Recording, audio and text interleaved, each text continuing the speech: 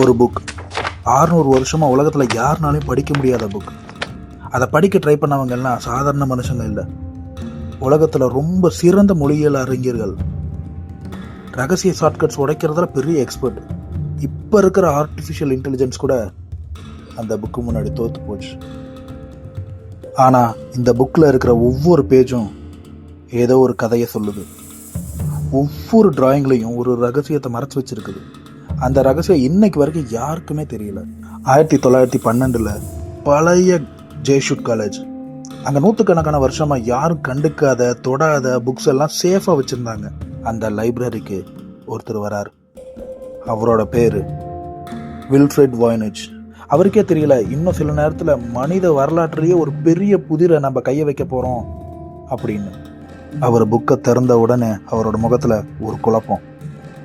ஏன்னா அவர் பார்த்த எழுத்தெல்லாம் உலகத்தில் எந்த லாங்குவேஜ்லையும் ஒத்து வரல. அந்த புக்கில் 240 பேஜ் இருக்குது. அதில் இருக்கிற டீட்டெயில்ஸை வச்சு 5 செக்மெண்ட்டாக பிரித்து பார்த்தாங்க. First botanical. இந்த பார்ட்டில் புக்கில் இருக்கிற செடிகளெல்லாம் பார்க்கும்போது இதை எங்கேயுமே உலகத்திலே பார்த்ததில்லைன்னு சொல்கிறாங்க.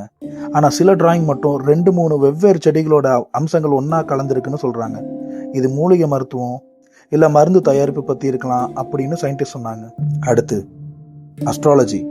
இந்த பார்ட்டில் ஸ்பேஸ் தொடர்பான டிராயிங் எல்லாமே இருக்குது. சூரியன், சந்திரன், நட்சத்திரங்கள், ராசி சக்கரங்கள், ஸ்பேஸோட பிக்சர் இருக்குது. அதனால இது கேலண்டர், அஸ்ட்ராலஜி இல்லைன்னா ஸ்பேஸோட அறிவு பற்றி இருக்கலாம் அப்படின்னு சொன்னாங்க. அடுத்தது யூனிவர்ஸ் செக்ஷன். இந்த பார்ட்டில் பெரிய சர்க்கிள் ஷேப் டிராயிங் இருக்குது. மடக்கி பார்க்குற பேஜஸும் இருக்குது. இதில் கிரகங்கள், விண்மீன்கள், அதோட அமைப்பு, மர்மமான டிராயிங்ஸு, நகரம் இல்லைன்னா பிரபஞ்ச அமைப்பு, இந்த மாதிரி டிராயிங்ஸும் இருக்குது. இது எல்லாம் எதை குறிக்குன்னு இன்னும் தெரியல. அடுத்த செக்ஷன் ஃபார்மாலிட்டிக்கல் செக்ஷன். இந்த பார்ட்டில் மருந்து தயாரிக்கிறது தொடர்பாக டிராயிங் இருக்குது. செடி வேறு, இலை, மருந்துகளோட டிராயிங்கு, கண்ணாடி ஜாடிகள், இந்த பிக்சர்ஸ் எல்லாம் மூலிகளை வச்சு மருந்து எப்படி தயாரிக்கிற ப்ரொசீஜர் எக்ஸ்பிளைன் பண்ணியிருக்கலாம் அப்படின்னு சொல்கிறாங்க. அடுத்து ரெசிபி செக்ஷன். இதுதான் புக்கோட லாஸ்ட் செக்ஷன். இதில் சின்ன சின்ன ஹிண்ட்ஸ் மட்டும்தான் இருக்குது. ஒவ்வொரு ஹிண்ட்டுக்கு பக்கத்தில் நட்சத்திரம் இல்லை பூ, இந்த மாதிரி பிக்சர்ஸ் எல்லாம் இருக்குது.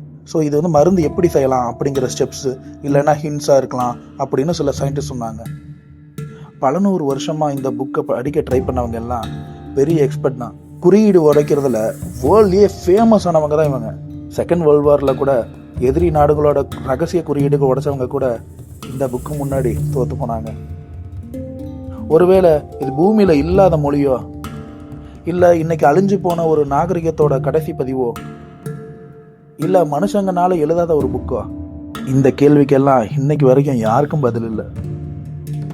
அந்த பதில் கிடைக்கிற வரைக்கும் வானிச் மேனுஸ்கிரிப்ட் ஒரு புக்கு மட்டும் இல்லை, ஹியூமன் ஹிஸ்ட்ரியிலேயே ஒரு பெரிய மர்மங்களில் ஒன்றா இருக்கும். வீடியோ பிடிச்சிருந்தா லைக் பண்ணுங்க. இந்த மாதிரி உண்மை சம்பவங்கள், மர்மங்கள், வரலாற்று ரகசியங்கள் பற்றி தெரிந்து கொள்ள உங்கள் கருத்து கமெண்ட்டில் சொல்லுங்கள். இந்த புக் உண்மையா இல்லையா இல்லை பெரிய புதிரான்னு. அடுத்த வீடியோவில் இன்னொரு மர்மமான கதையோட பார்ப்போம்.